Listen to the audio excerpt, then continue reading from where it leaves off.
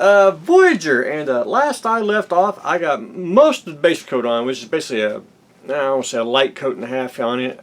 Top's pretty much done. Just gotta go back over just a few little bit of areas. I need to go back over the bottom and see where some of the dark spots are, which I'm going to try to do that this evening. Because over the rest of the weekend, I want to spray the whole thing with Future just to get everything sealed. Not necessarily for decals, I just want to get it sealed to make sure that, because it is an acrylic paint and I want to seal it, I don't want to scratch or get anything on it. But anyway, the Decade Blue to me makes it really look like it's that you would see it on screen than the gray that they tell you to do. But anyway, other than that, we are rocking and rolling on Voyager. And again, everything works, so you can have a work cell and light around the room. But anyway, one thing I want to do, and I preach style, and that's I'm going to go in and I'm going to shade some of the panel lines, just very, very faint. I mean, you'll have to see it up close, see the panel lines. That's the way I like to do things. I think it makes the model just stand out just a little bit more, and just makes it look, gives it a little more character than just a clean model. But anyway, Voyager is taking shape. The trifugal, and I'm going to show this before I get a little farther ahead here. I want to make the center section move because that's the reason why I wanted this kit. So I got the motor in, and I'm going to show this first. I actually got so we can get the center section to spin like that. And I used Tamiya's planetary motor, which let me get the instructions here. I had to learn the quick version on the gears here, so we're doing the 100 to 1. I was gonna. That's kind of fast. That's slow, and the 401 is really slow. And I wanted the little faster.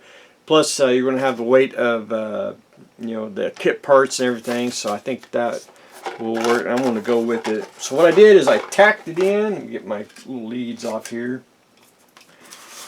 I got it tacked in with super glue. I want to go back in. Man, my nose.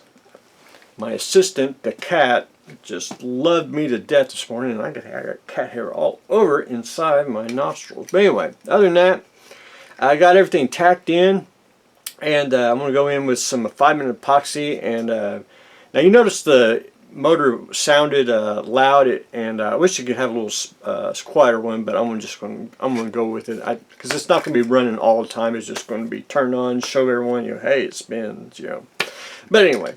Got that accomplished. I'm going to do a pole stand, which, let's do that. I'm going to have me a wood base, and I'll have it like that so I can run the wires through, and then have plenty of room for the engines because they are pretty long. But anyway, I couldn't find any screws small enough to bolt I had to make a custom piece here to fit into the center section here. And I couldn't find any screws. And Tamiya's sets, they're screws that came with the gearbox are just too big. So I took some zip ties, small ones, and I got them secured so it ain't going to go anywhere because it's actually on a I don't know if you can see it, a little X piece that goes on the motor shaft there. And I'll trim these off and get everything glued. But anyway, that solved that problem. So I'm ready to rock and roll on. Just getting the motor secure. I may add some foam in here just to see if I can dampen some of the sound. But anyway, we'll see how far we can go with the motor. But anyway, that's pretty much in there, and I will continue on tomorrow. Now Bill's going to like this because I had to go. I want to add a figure because it does not come with a figure. And I was going to go rob one, but I found one at at Sprue Brothers. That's a Zakamura's 229 figure, which, and I do like their packaging. It's pretty darn slick. I wanted to, and I don't know if you can see it. I don't want to work on him quite just yet. But if you can,